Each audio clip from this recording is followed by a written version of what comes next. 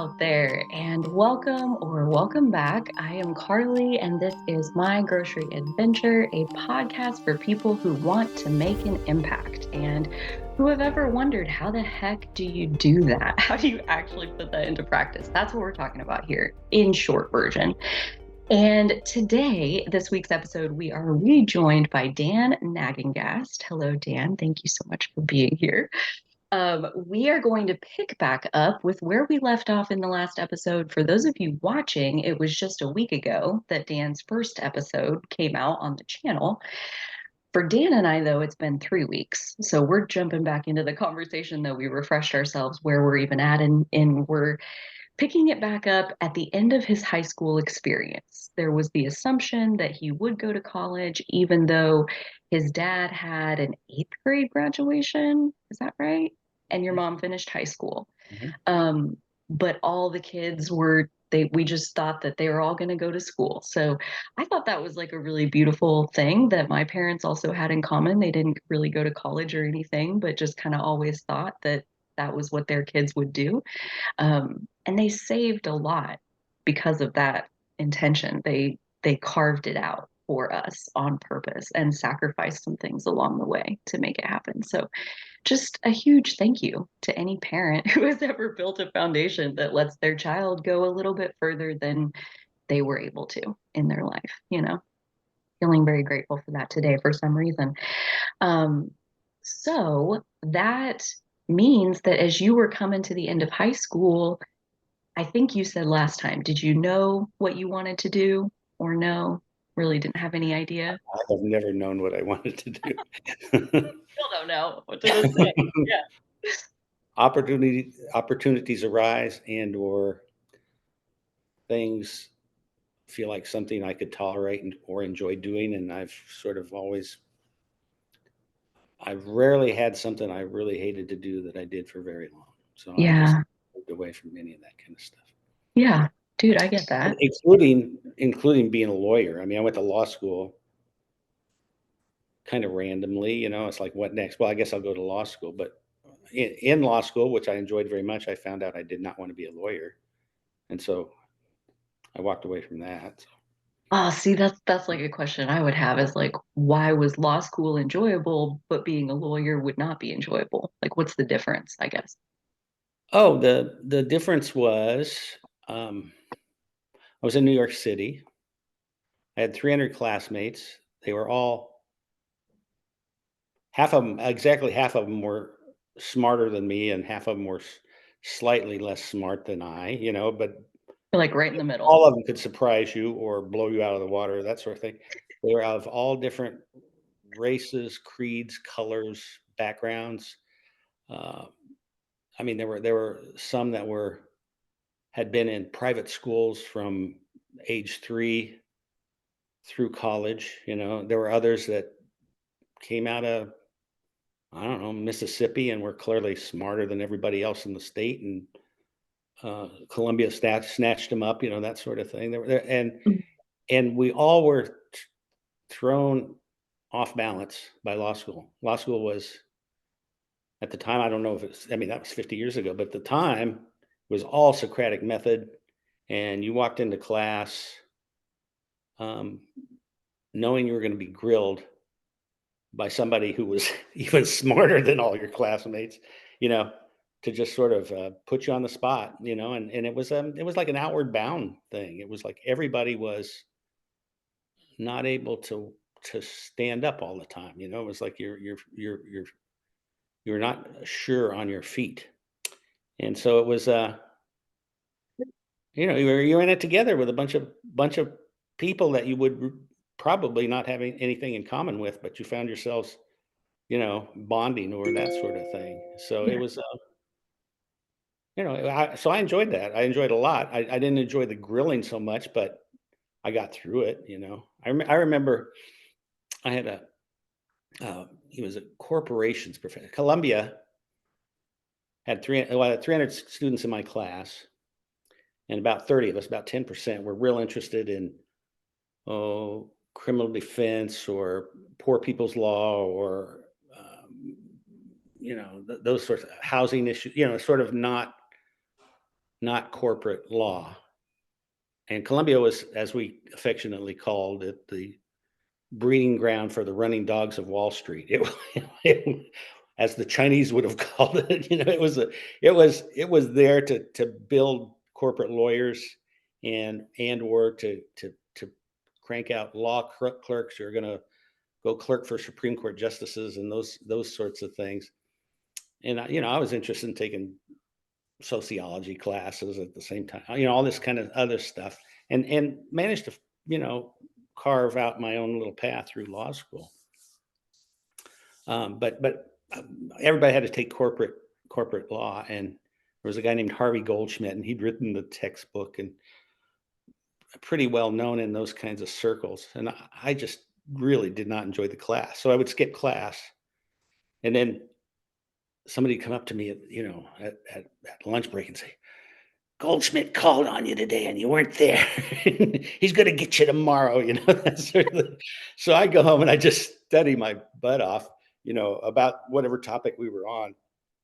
So I wouldn't embarrass myself the next day. And I went through, the whole thing, and all the exams at Columbia were blind. They had no names on any of the exams. So you got the grade you got um, based on how well you did on the exams. Plus, there was a few little things you could do to make yourself known to a professor at some time.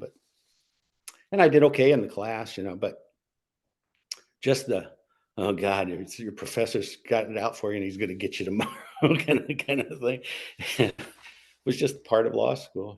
It's like boot camp or something. It Like, was, yeah. dang.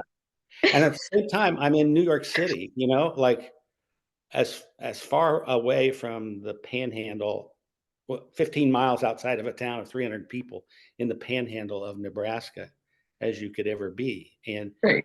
at the time on the Upper West Side, I remember this number, there were 92 languages spoken on the Upper West Side.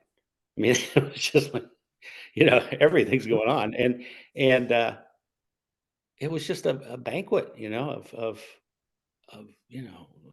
Little Italy and Chinatown, and the Puerto Rican Day, and there's just on and on and on and on and on and that kind of stuff. And the only loan I ever got for school, I think my second year of law school, I got $2,500 just to screw around in New York City. It was I took out a loan to join New York City. I didn't have any Mhm. money to go to that many shows or that kind of stuff, but that's the one loan I got, was to Was just that a hard decision to take out that loan, or was it an easy decision? I wanted to enjoy myself. I want So this. yeah, yeah. And I'm having I it. just didn't have money. I mean, I had just about exactly enough money to do tuition and board and all that kind of stuff. Right. But the, So so this so what this did you was do with your $2,500? How'd you spend it to oh, enjoy New York? I would go downtown, listen to jazz, or you know, um, go watch movies. I went to dozens of Broadway shows, and at the time, you could get SRO, standing room only, or student tickets for $4 to see a Broadway show. I mean, it was pretty reasonable. Go to Radio City Music Hall and watch the Christmas program. So cool. I once got to hang out. I had a friend who worked at um, where did she? What was it? Lincoln Center, and she said, "You want to come meet the Rockettes?" And I said, "Sure." So, Yeah. I mean, I got backstage on a lot of things, but that particular thing, the Rockettes were all like 6 foot tall with 4 inches heels on top of that, and they had so I walked into the bar at Lincoln Center, and they were taking a break or something, and like I'm the shortest Right. person How in the tall group. are you? I'm like 5'10", 5'11". Okay. Okay. So they're like they're Yeah, they're on up and they had there on a these, little bit. I think it's called brocade. It was like studded with beads. It was like these, like the Spanish Armada boats should have had on. They were such stout, hard costumes that Oh made wow. them all shape exactly the same, and Hmm. they had tights on. They had top hats made out of the same Um, material, which they kinda had off, and so I'm walking around like, oh, like a 3-year-old, you know?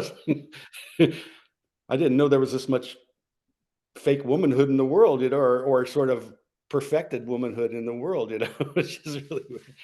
Yeah. Anyway, Yeah. so that's what my $2,400 went towards, things like that that you couldn't do in Potter, Nebraska. Absolutely. Yeah. That's awesome. See, like that makes so much sense. Will talked about in the second of his episodes how he took out a little bit of debt so that he could spend 2.5 months in Russia There on you like go. a study abroad experience that like he just knew he wanted to do that. And so he did take a little bit of loan to make that happen for himself and, just work it out. And it seems Every like you just know that like I want to live this. So you make it every time happen. you do something like that, some kind of doors open away from the room you're in. Yeah. You have to decide, well, do I go through that door, or do I, you know, Oh, and people don't perceive the opportunities in life like that, but they're there every day, and everything you do puts you on a different vector. So if you walk away from one thing you're doing, you're probably not going to come back there. And if you do come back there later in life, it's going to be with a totally different attitude and desire about it. So it's like, um, the willingness to walk through the door is the thing. And mm, as you get older, you get smarter about, I don't want to do that. I do want to do that, or I don't know anything about this, but wow, that looks great. And that yeah. sort of. And so, and I don't know if everybody gets the opportunities that I got, but there was always an opportunity, always a way to do something different, to get out of whatever rut you felt you were in. So, I mean, like you said, if it didn't feel good to me, I didn't spend very much time doing it. mm, I did what I mhm, had to do to mm, do what I got to do, but at the same time, I gravitate more and mhm, more towards what feels good to me personally. And I think that's what you're talking about with like, those are the doors you walk through. mhm, This feels good to me. So I'm going to mhm, head towards it. And that's like away from what doesn't feel quite as good. And mhm, when you're willing to do that, life just gets better and better and better and better. Like the rooms you're walking into, if you know like what you're talking about, like how to pick which doors to walk through, how to mhm, recognize the ones that are like, it's like glowing on the other side. How could I not walk through the door? Like, yeah, walk through it and watch your whole life change. You use the word vector. I'm gonna have to Google that to get me a good understanding of what does that mean. If something's going in a circle and it releases, like it's going in a circle and it releases here, it'll go that way. If it Oh, releases right up here, it'll go that way. oh, So the vector it like is shoots you off. yeah, and it Ah, goes as like a though you trajectory. yeah, yeah, yeah, I call it a timeline. Like when you will make a change like that, like you're basically accessing a new timeline. yeah. You do end up going in a completely different direction. And yeah, you were on the circle before, but then it's a whole new reality, a whole new level of reality that opens up. That's What some people possible. don't understand is that every one of those experiences is your resume, Yeah. and Yeah. and you understand what it taught you, and, maybe it's skills, but maybe it's also experience or understanding of other people, or, there's a lot of stuff in there. And so I have a law degree, which I have never used, but it's a big part of my resume. People assume I always described it as like the USDA stamp on a chunk of meat. Inspected. He's been inspected. You can eat that. Basically, that's basically what it is. That's sort Yeah. of what my law You've degree been has been. But inspected. I've gotten jobs that had nothing to do with law, but I had a law degree. It's like, And they like that. well, yeah, I guess you Fancy. could. Sure. I know. I mean, that's kind of really all college is, as Yeah. far as what I can tell, because I also did not know what I wanted to do. And I mean, I have economics degrees and I've never been an economist. I've never had a job where somebody paid me to think like that. But that was what my training was in because I was like, oh, that's general enough that I could take that and kind of go in lots of different directions when one of them is shiny and glowing and I actually want to head in that direction. So, yeah, I think it's really about proving that you have the stick with itness. And there's a lot of ways to prove that. Mhm.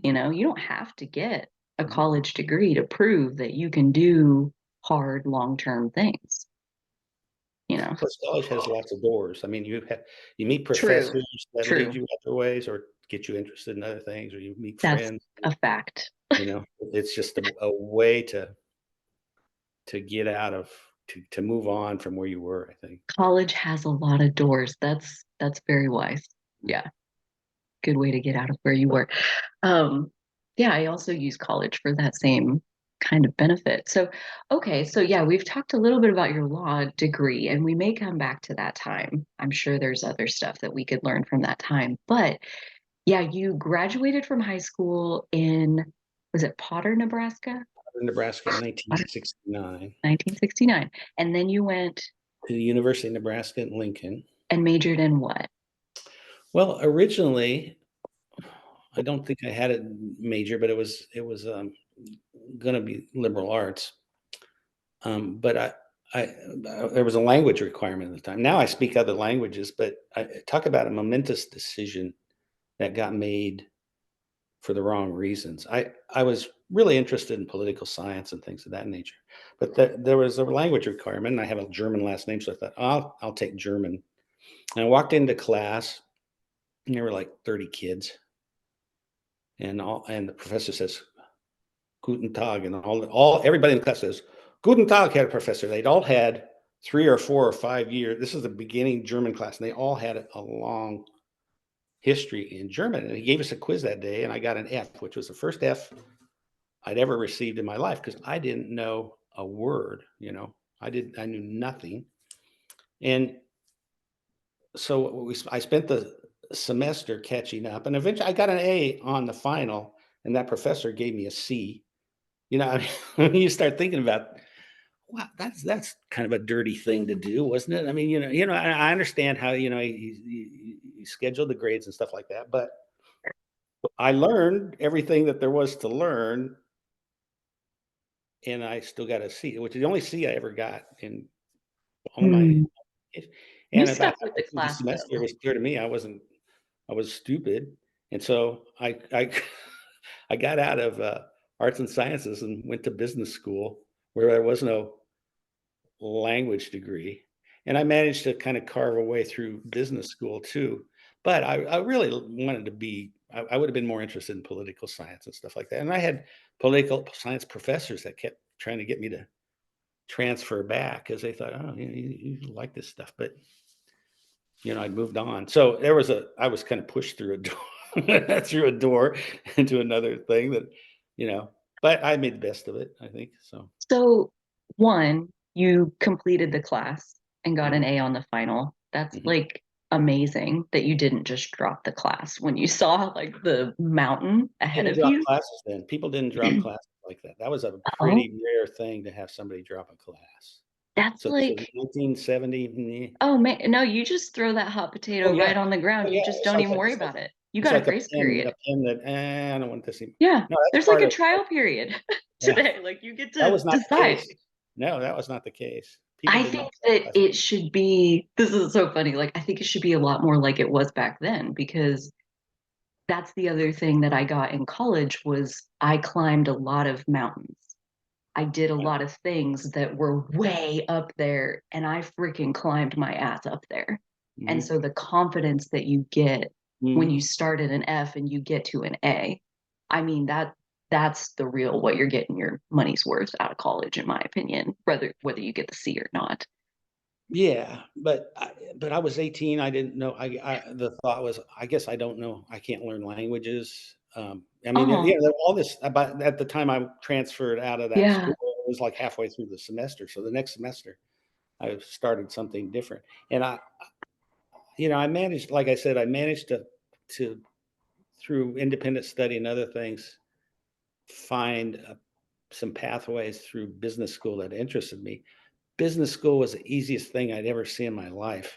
I had an accounting course at one point, and I think it was second level accounting course. And the professor asked me to come by one day, and he says, "Why aren't you going to the labs?" And I said, "There's labs." I didn't know there were labs. He said, well, you're getting all A's, but there's a lab. And I go, okay, so I got to go. And he goes, you know what? You don't have to go to the lab. I mean, it just was very natural for me. Not that it interested me. I wasn't Yeah. interested in accounting. I've had to use accounting many times in my life. So, I mean, it was a good thing. Um, I described myself on a project I was on in Senegal as the philosopher accountant for the project. I had to think about the directions, but I also had to keep track of all that stuff too. Yeah. So anyway, I abandoned that and went to business school, and I took a lot of, I think it was called urban economics at the time. Why are poor people's houses bulldozed to make the freeway? Why did the bus lines run this way instead of that way? And what did you learn? Well, Why I did learned why did they that do that? because people were powerless. If you were powerless or racially not white, and and they wanted to run a freeway, well, Well, where's it going to go? like, And yeah. it was true in little Lincoln, Nebraska. 120,000 or 30,000 people at the time. Good There for was an them. African American section of town, and they wanted to run a freeway right into the middle of it, and it didn't happen just because of finances, but that's where they were going to do it. They were just going to bulldoze all those people out of there, and so they could put a big, and that's happened time and again in this country. That happens all the time. So things have improved a little bit there. People make noise now about stuff like that. And I took a lot of labor classes. I took a couple of business law classes, which I think helped me do well on the LSAT. I just tried to find the social things that interested me in law school. Econ was okay. I mean, I, I, I did well in it. It was pretty interesting. It wasn't as interesting as political science or anything to me, anyway. That for sure. Yeah. No, But I get that. yeah. Huh. Did you have much of a political science background before college? Like, Well, how'd you my get there parents, from my rural parents Nebraska? were Democrats in a Republican wasteland. I mean, they were. Ah, I mean, at the time, Nebraska was way more purple than it is now, but it was pretty Republican. And um, and so we were Kennedy. We liked Kennedy instead of Nixon and all that kind of stuff. And so there was all that kind of thing going on, even through grade school. Out on the playground, it's like Nixon's no good. Yes, he is. No, he's not. Yes, he is. I mean, no, didn't know why Nixon or Kennedy was no good, but it was like, you know, you were on a team, that kind of thing. sure. Um, You had your side. the other thing was the Vietnam War was going on. Um, Nebraska was pretty anemic about the response. I mean, somebody threw a Molotov cocktail in the student union and it burned up a chair. And I've always joked that it must have been one of those little bottles, from airlines full of gasoline because it burned up a chair. It didn't burn up the student union. And down in Lawrence, they were blowing up buildings, and Madison, they were blowing up buildings. People were dying, all that kind of stuff. And I remember my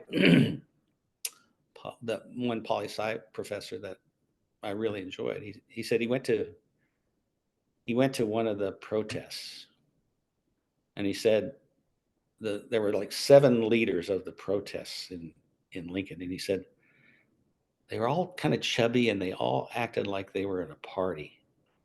And he said the revolutionaries that I've seen elsewhere were thin, you know, emaciated, serious, and looked like they were ready to die for whatever it was that they were, you know. He said, I don't think this is I don't think this is a real, revolution at all. This is not going to happen. And I remember Richard University of Nebraska was also a big football team, and they won the national championship two years in a row.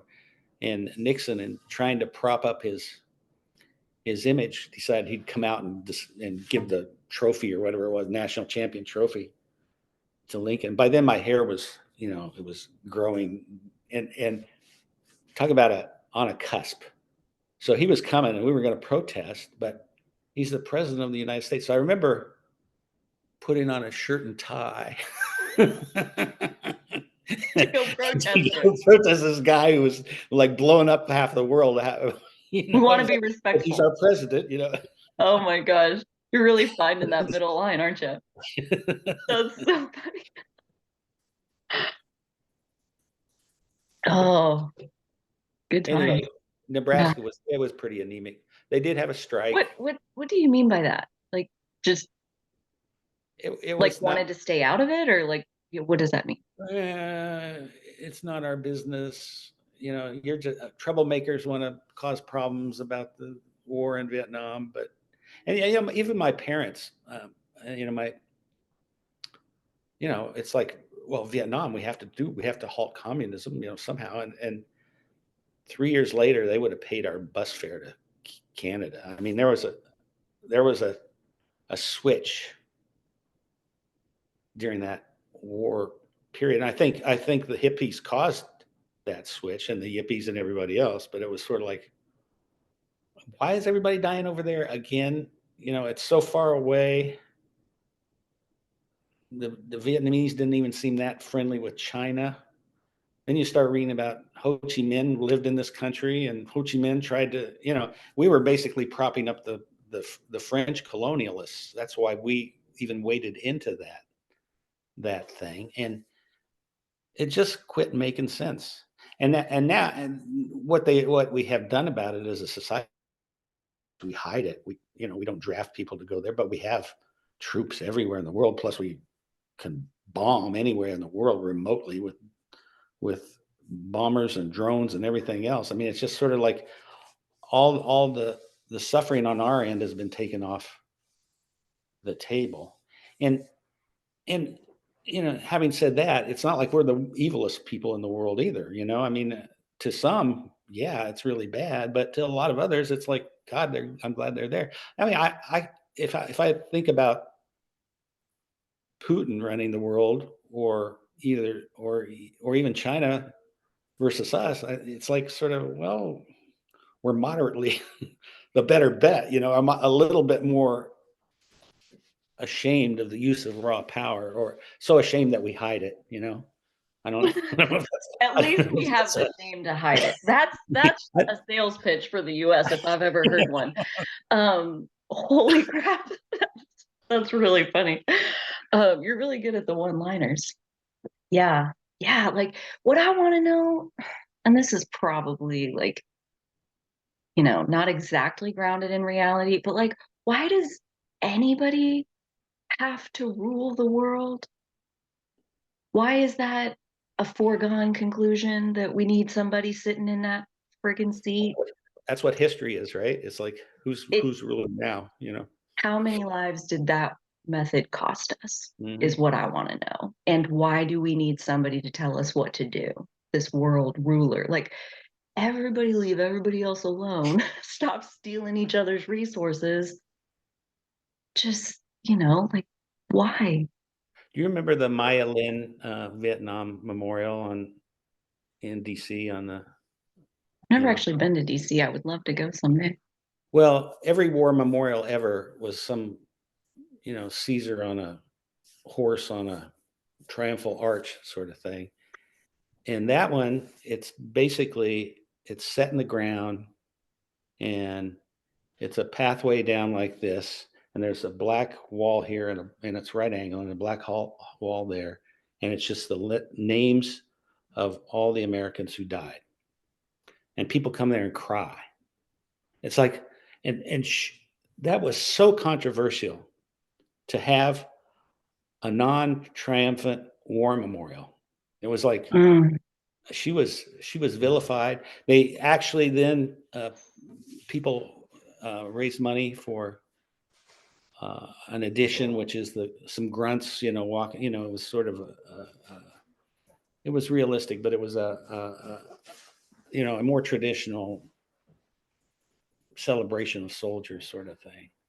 And that's, if you want a metaphor for how how how the perception of war changed by the hippies and the yippies and that's a good one, because it's suddenly it was this was so bad, as opposed to we kicked their butt. It you know. it doesn't make sense. It's Mhm. just needlessly violent, often.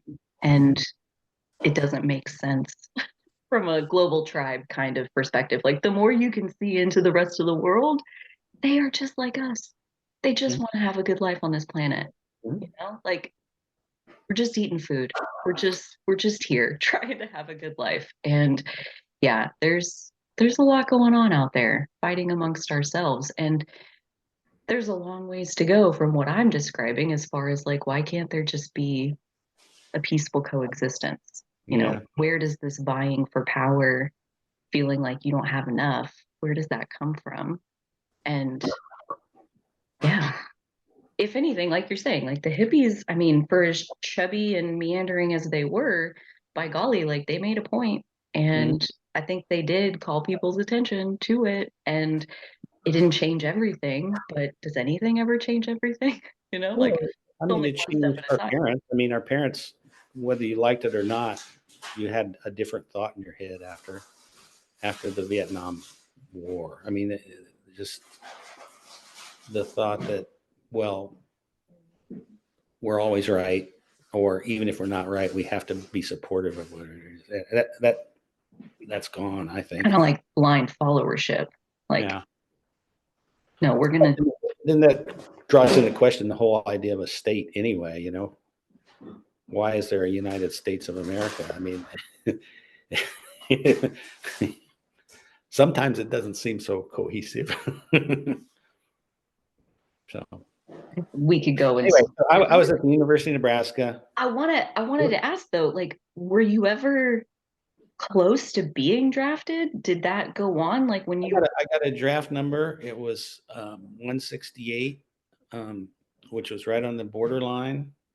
I had a draft deferment because I was in college. Talk about racial discrimination and class discrimination because I was at university. I mean, the, this the this United States government thought that it was very important to keep me reading Kurt Vonnegut, you know, instead of going to war. I got to keep him in school. Or, it had it was a racist draft deferment, basically, or classist. I wow. mean, so all the white kids were doing that. I mean, a lot of white kids went to Vietnam too, or but when they first announced the draft numbers, I mean, people who I knew who had low numbers started looking at National Guard and looking at you know any shelter in a storm because they didn't particularly want to go, and there were people who did want to go too. I don't deny that, but When you say you got a draft number and it was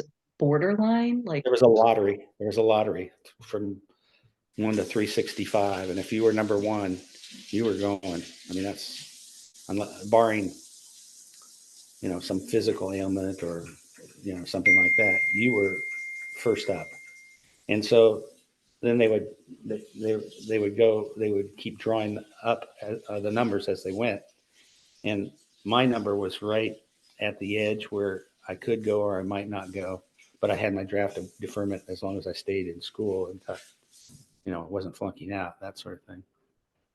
There was a university in western Nebraska called Hiram Scott College, which was considered a draft deferment school, and it was set up for rich kids who'd flunked out of everywhere else could go there and pay a very high tuition. so you bought a draft deferment.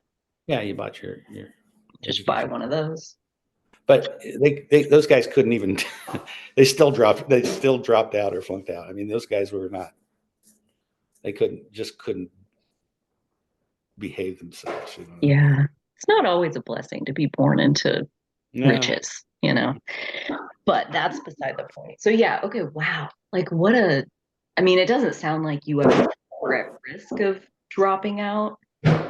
No, I no. I mean, but it sounds like that would have been a real good incentive to stick with it if there ever was a doubt in your mind that It like, would have probably, but I didn't. yeah, you were good. So you came to the end of your college Mhm. with your business degree and went straight to law school. How did you come to the decision that out of everything in the world that you could be doing, law school is the right next step? What was that I, like? I said to my mom, what should I do? And she said, well, why don't you go to law school? So I said, okay. So I took the LSAT and I did really well on it. And on the LSAT at the time, there was a little box you could check if you wanted your scores to sent to schools that were interested in certain demographics. Well, I'm white as can be, but I was also a farm kid from Western Nebraska, and um, they sent my LSATs to Columbia, which I hadn't even considered. And Columbia said, "Well, we'll give you a full ride." And I go, "Well, that's a that's a door to walk That's to the walk." door. Yeah, that's a glowing door. Did New York sweeten the deal that like you would get to do Oh yeah, law school yeah. This in is New like York City? wanting to be more worldly. This was like, Yeah, oh yeah, this yeah. is And they're gonna pay for it. yeah, that's right. So that was All great. because of your score on the test? That's how they found you? Because I was a kid from Western Nebraska in my score. And did I you study for the LSAT or you just took it? no, I didn't study for that. But what was I going to say?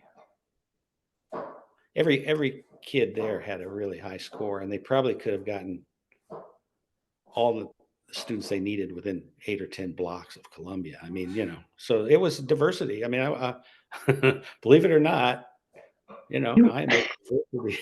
you were the diverse one. Yeah. That's right. Yeah. Probably not for the last time in your life, right? I don't You know. Well, for sure your time in Africa, I had to think you were probably part of the minority Oh, always. Yeah, during yeah. that time. So, I mean, you have some experience with being in the shoes of the minority, which I gotta think is a life experience that supports your political science interest. It's true. On the other hand, in Africa, you were generally a privileged minority. I Oh, mean, I that's was a getting weird one. $200 a month, which was, a yearly income for anybody, an African, where I lived. And I lived in Mali, the Gambia, Sierra Leone, and Senegal. And all four of those at the time, if you looked at the 180 United Nations and the well-being, those were like in the bottom 10. I mean, they were Mm. all, and I thought people were fine there. They were doing fine. It was like they'd figured out how to be a poor villager and have a life and all that kind of stuff. And so I kind of would swoop in and I'd have resources and stuff like that. But I really enjoyed it and made a lot of friends, and it was just a good thing. Mm. Yeah, we're gonna talk a lot about those years, no doubt. Mhm. Um, that's so cool that your mom was like, "Why don't you go to law school?" I'm like, Okay. "Oh, okay, okay." Why don't you drop out of I wonder the why she law said school? Okay. right, right. Why don't you jump off this bridge? What I wonder why she said law school of all things. Like if that was something Oh, that wouldn't the mother say law school? I mean, my dad said pharmacist. He was yeah, like, if you want to be real set, you should go to pharmacy school. yeah. That was his recommendation. I did not go to pharmacy school. Spoiler, but Well, and law could have been a threshold to the political science sort of stuff that I was interested into, and I I got a lot of great stuff out of law school, yeah, but a job in a firm for the rest of my life wasn't one of those. yeah, Or, hanging out a shingle and doing, your own thing. yeah, Decided that wasn't something yeah, that you needed. that interested me. Yeah. And also I was attracted to criminal defense, and I was attracted to trial law, and it just innervated. It just made me so nervous. The whole um, the whole solving problems by combat kind of thing, which is what a trial is, was just like it was repulsive to me. I didn't like it. I worked as a public defender in Colorado Springs. I'll be writing about that pretty shortly. Oh, I've actually written it. I haven't published it yet, but I mean, it was a funny, strange thing to do. why? And Why so? I enjoyed that part of it, but I didn't want to do it forever. How long did you do it? Well, I was just out in Colorado Springs one summer it was my second summer in law school, and it was experientially was an amazing summer. I was doing all kinds of stuff, but I started to question. We had clients that even if we got them to walk, we got them out, they would be in jail a day and a half later for doing the same crime. So you're defending the system. The system has to be just, but you're also at times helping people who are doing repulsive things get back out there. That's Yeah, so it yeah. was. You start. I lost some empathy. I think not for everybody, but there were a few disappointing. We had a motorcycle gang that were almost on retainer. They would you'd see them all the time, and this is in that story. But there were four guys and a woman, and the woman had a great big tattoos on her butt cheeks, and I knew that because she cut big holes in her jeans. Good. So you could see them for So yourself. she told me, and we Yeah. always met them not in our office, but in the Japanese bar next door for some reason. So we'd go over to the Japanese bar, Uh-huh. and like Larry Posner was the attorney. Larry was this little skinny Jewish guy, um, and one day he gets this call and he says, "You got what? You what? Don't you hurt him? Don't you hurt him?" They had a witness in one of their cases tied up in the garage, and they were calling their lawyers to find out what what they could do about it. Well, don't kill him, don't. And so Larry jumps in the car and goes off. Oh my So gosh. Larry came to my attention 25 years later, 30 years later, when Kobe Bryant, remember the basketball player, was arrested for rape of a hotel maid, like in Vail or something like that. And so it became a big cause celeb. It was like it was like OJ. It was almost that big a OJ thing. And Yeah. and Larry Posner was the head of the uh, Criminal Defenders Association in Colorado. And so suddenly he's in my television screen all the time. And he got from the skinny buck-toothed guy to like this sleek-haired, suave. I mean, the same guy, but he was like somebody had remade his look. But New he era was 2.0. there were seven lawyers there. They all were smart in their own way and interesting in their own way.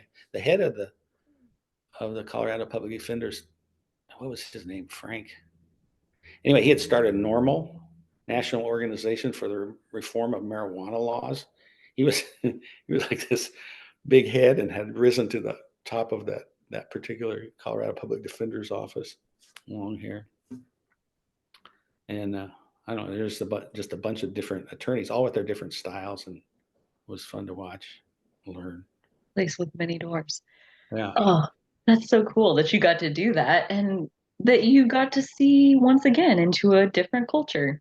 Oh I yeah. would love to talk to somebody who has practiced law for a really long time and get to understand, right, what motivates somebody to do what you do. Because whether you're on the prosecutor side or the defense side, like, I don't, yeah, I don't get it. I Well, can, yeah. there's some real enmity between public defenders and prosecutors, and it's all pretty civil in court, but um, it's clear both sides will cheat on the other side if they get the chance.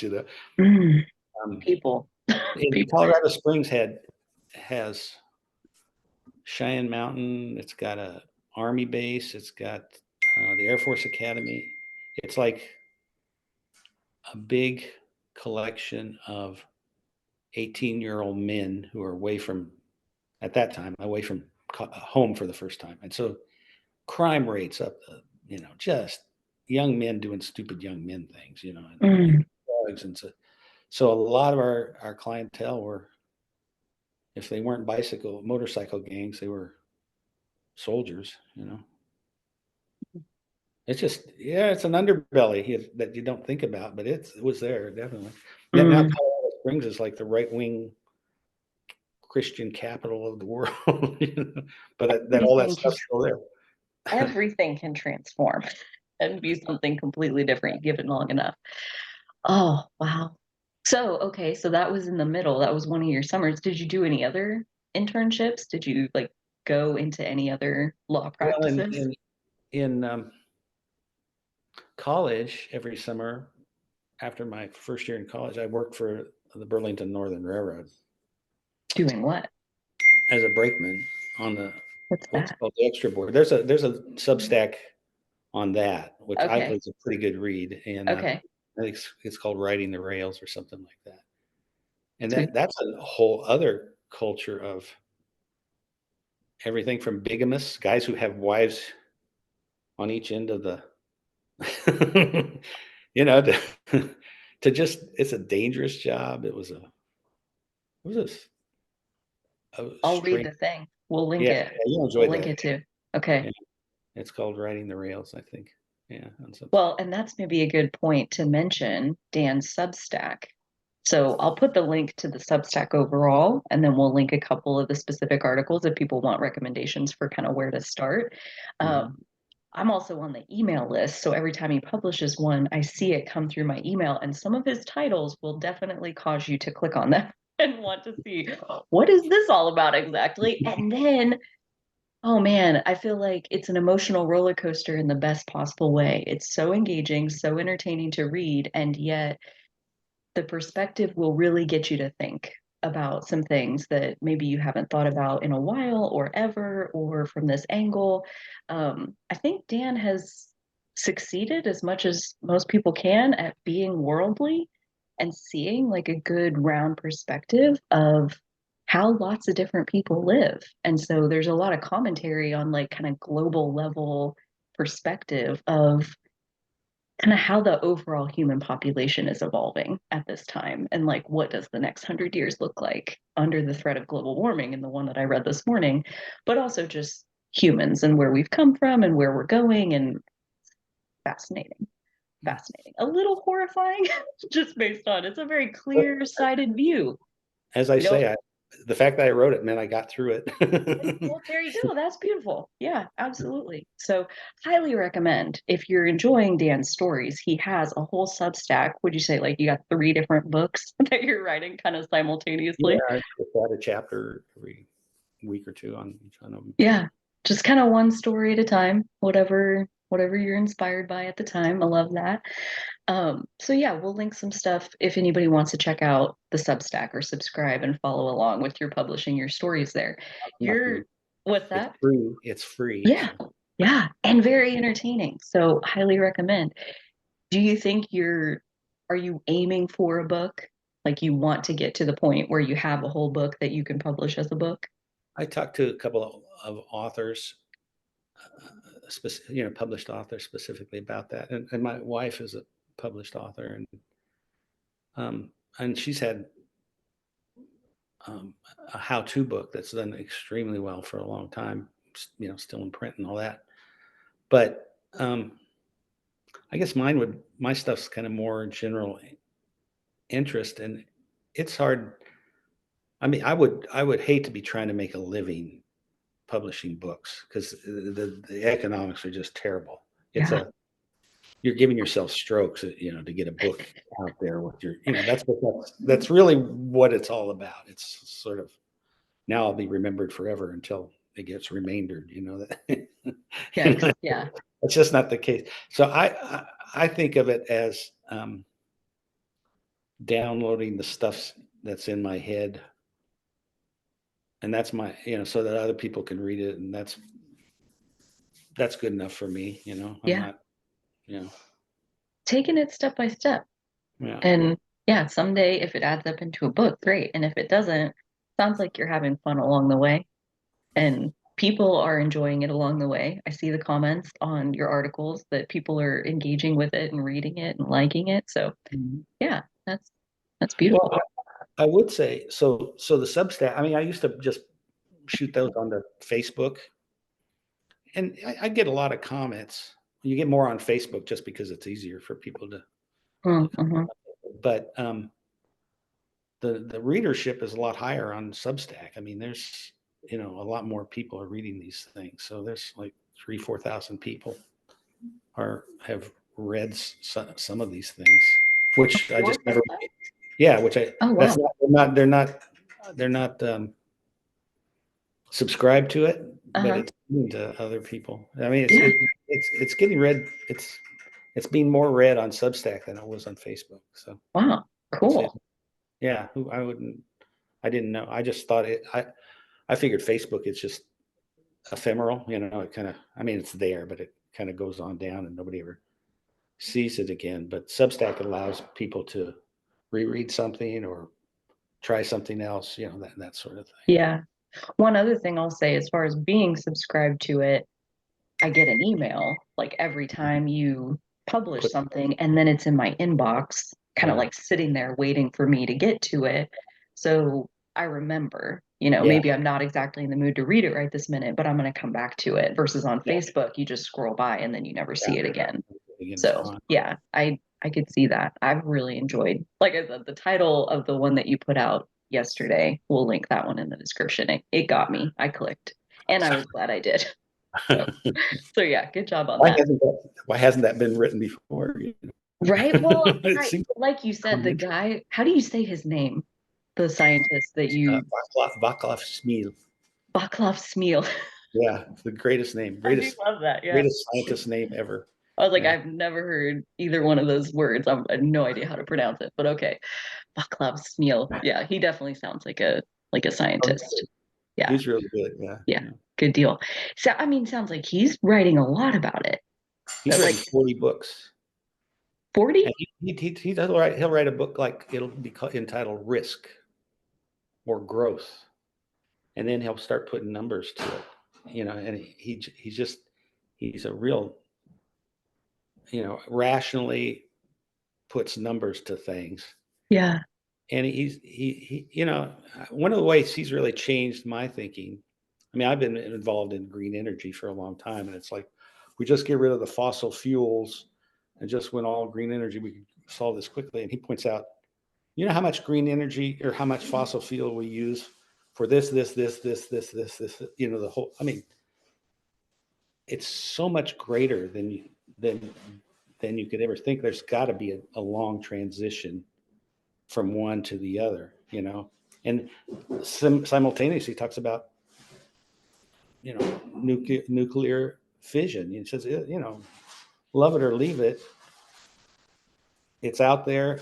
If you want to transition away from fossil fuels, it's one of the possibilities. And he's a little critical of hydrogen, but in the sense that you bet we have to figure this out. It's like the reason planes and trucks use gasoline and diesel fuel is because it's an airplane fuel, and kerosene is that there's a real high energetics. There's so much energy in a small quantity that you can move heavy things through the air, and there's really batteries aren't going to do that. You're not going to, at least at this point, you're not going to have a lot of air transport or a lot of any kind of transport that's not based on those highly compressed energetics. I mean, just thinking about it's a grounding. It's a reality of what you want to happen and how you get there. At least you should know where we are when you start. And Yeah. so he gets criticized from both sides. He gets criticized from the fossil fuel industry and gets criticized from the green industry. Like you were saying in your article from yesterday, the sex one, as I've come to start calling it, like the oh, lost my train of thought. The sex one, it got me. What was it going to be? Well, the fact that there are so many people.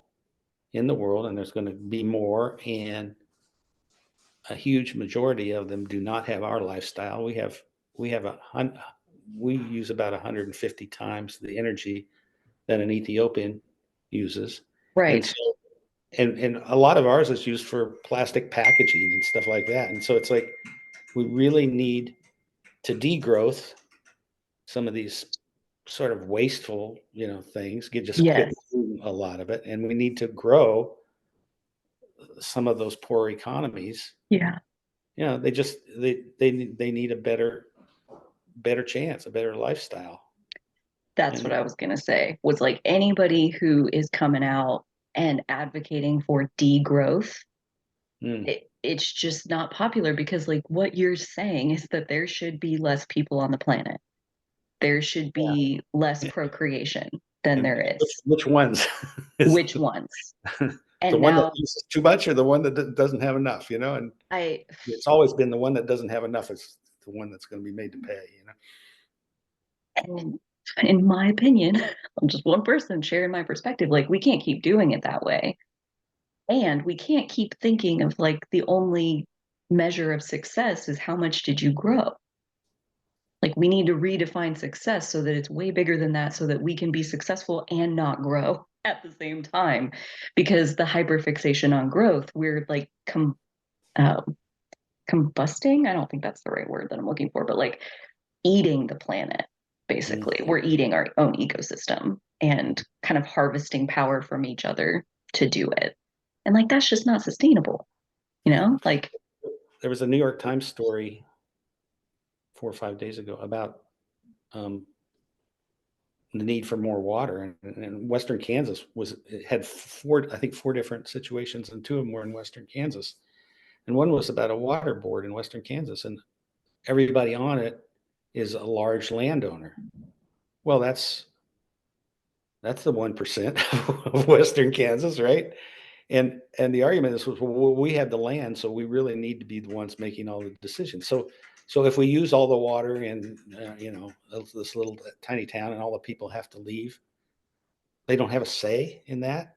It's sort of like people with net worths of $15 million, because they have a net worth of $15 million, they should have to say on whether this little town can exist or not, because they need the money, the water for their crops, and their crops are to make ethanol. It's sort of like the decision making has been concentrated to the wealthy, and that flies in the face of a democratic ideal. It does. It just does. yeah. Yeah, like you're saying, I mean, it's a long game solution that we need here.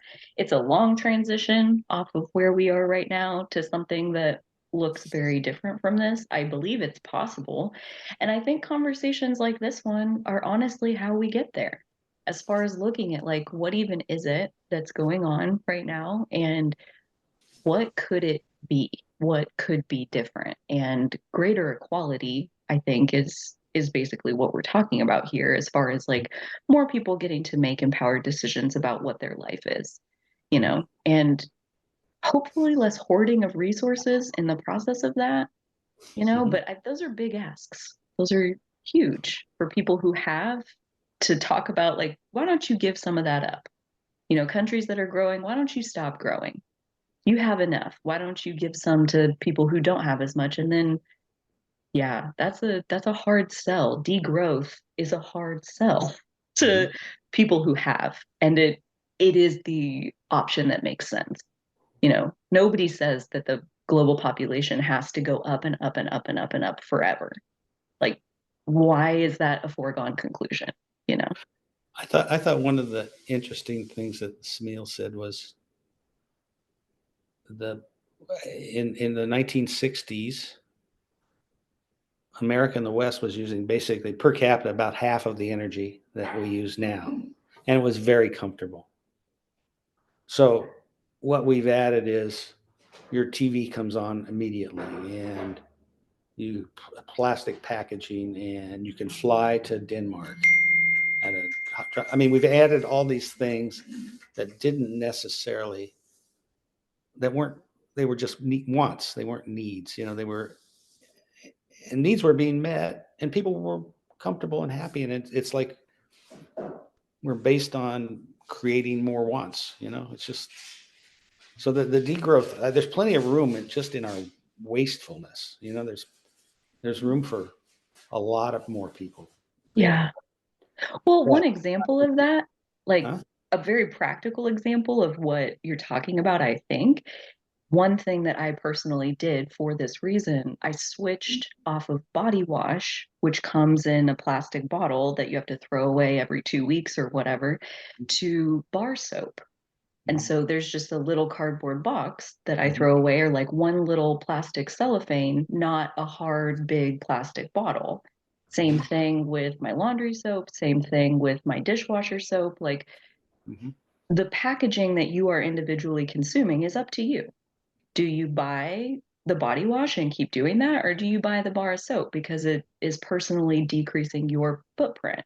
And like degrowth happens on an individual basis, I think. Like as a population, we're never going to do that. It's too hard of a sell. It's like too steep of a mountain to climb. But individually, we can make those decisions. In the 70s, we said shower with a friend. So that was Dude, great. That sounds awful. Hippies, you gotta love hippies. They got the best ideas. But like that's what I'm talking about. Is like, you can be mindful. Okay, this might be TMI or gross, but like I don't flush my toilet every time I pee in it. Mhm. I don't do that. I have to clean my toilet a lot more often. But I personally feel like, why am I spending 2, 3 gallons of water because I went tinkle? Like, I'm not willing to use those resources, not because water is expensive, because it's not, it's stupid cheap. I feel like if we had to pay more for it, we would be a lot more conservative with it, but that's a whole nother subject. But like, I don't want to use it. I could be, but I don't want to because I Mhm. I want the water to stay there, as long as it can. I don't need to flush my toilet at home every single time I use it. I forget sometimes though, and then I don't flush public toilets. Try to remember. I Yeah. try to remember. Get back in the habit when I need to. But yeah, these little choices, you can enact that anytime. I was reading the other day that the savings because of the growth of electric bicycles, not like they're used in the U.S., which are old people, just exercising, but bicycles and tricycles has far exceeded. There's like 210 million of them out there now. It's far exceeded electric cars. It's reduced the consumption of gasoline by 1% nationwide, just in the last 2 or 3 years. It's sort of Wow. like, and that has to do with Americans feel like they need to drive a car around when they go to the grocery store. They're driving 4,000 pounds of metal to haul their scrawny asses to the grocery store. Bring home their gallon of Everybody milk. else goes, Yeah. I'll get a scrawny vehicle and haul my scrawny ass to the, and and so a battery goes way farther. It's much cheaper vehicle to build, all that kind of stuff. Mm. And so there's some mind changes that have to take place, even if you move to electric vehicles. I mean, what we do in this country is it's got 900 horsepower now. We can make them go faster. We can make them larger. It's sort of like the discovery of an economy is an excuse to further growth Mm. and to more, surround ourselves with luxury. And it's like Luxury. that's going to end. It's just got to end at some point. And those people who figure that out early and figure out how to make it still enjoyable, those are the people we need. We don't need people figuring out how to, you know, suck up the economy that was just made into more consumption. Yeah. Yeah. Yeah. Well, I Learning. think, huh? I think our this little podcast. I don't know. It seems pretty disjointed. I don't know. Oh man, I don't think so. I think we're going to watch it back. And I think it makes, I mean, I've been tracking exactly Okay. how we got here. If you back it up and start at the beginning. Um, yeah, no, I think there's an arc of evolution that's going on. And that's what you keep saying with like, I was born on a cusp, and here's another cusp, and there's another cusp, and Mhm. there's always the next wave of evolution. And how does that wave build up and then wash over and Mhm. become real? People sharing ideas, people talking about, like, I don't think that thing makes sense anymore. Mhm. Because what about this, this, and this? You know? And so yeah, I see we held up a lot of different things on this podcast, and we shared a lot of different ideas. There's a whole buffet of ideas in this episode, but all things that will hopefully help people to think about, how does this work in the microcosm of your own personal life? Are you growing just to grow? Are you, which is basically AKA keeping up with the Joneses? Mhm. Are you keeping up with the Joneses, or are you building a life that is enjoyable from the inside out? Those Mhm. are two very different things. Are you consuming just to consume because everybody else is doing it? Or, do you have a purpose and an intention with what you spend your money on and your time? Like, money is one thing. Our time is the real commodity that I think like we could be a lot more intentional about what we're choosing to use our time on. Hopefully the people that spent their time with us on this episode feel like they got their values worth with some thought stirring conversations, which I definitely think we accomplished that today. So next time, if you will rejoin us for yet another episode. Yeah. Mhm. Yeah, sweet. Sure. Um, Next time we will absolutely pick it up with, how did the decision come about to join the Peace Corps? And I believe there was even some, where would you land and kind of which direction would you go in the Peace Corps that was influenced by your law degree. So we'll kind Mhm. of start there as far as, how Mhm. did you land in Africa? Mhm. And maybe next episode can be the Africa years, at least part one of that, because you were there for quite some time, right? 8 years, was Oh that yeah, right? always in agriculture doing that Yeah, stuff. yeah. Such a cool experience. I mean, isn't the Peace Corps like a 2 year I kind of? was 2 years in Sierra Leone and then a third year in Mali. Um, because I had participated in trainings that took place in villages in Sierra Leone, and Mali was interested in training their volunteers that way. So they created a position for me to be a 1 year volunteer, and that segued into directing their training as a paid position in In Mali. So, Mali. yeah, So you and then stayed there I for, was never a Peace Corps volunteer after that, but I did do several contracts with Peace Corps in the Gambia and Senegal and other places. So and was it 8 years total in Africa? under 8 years, yeah. Uh-huh. Okay, okay. Yeah. So we're going to get to hear about that next time. I'm super excited to pick it up there next time we come back. Okay. For those who did like it, take a second and like the video, leave a comment down below. We'd love to hear your thoughts of what stood out from this hodgepodge episode that was so fun to get to make. Thank you so much, everyone, Sure. for joining us. Thank you, Dan, for being Mhm. here. It's my pleasure to get to host this. Until next time, everybody take really good care of themselves, and we'll talk to you soon.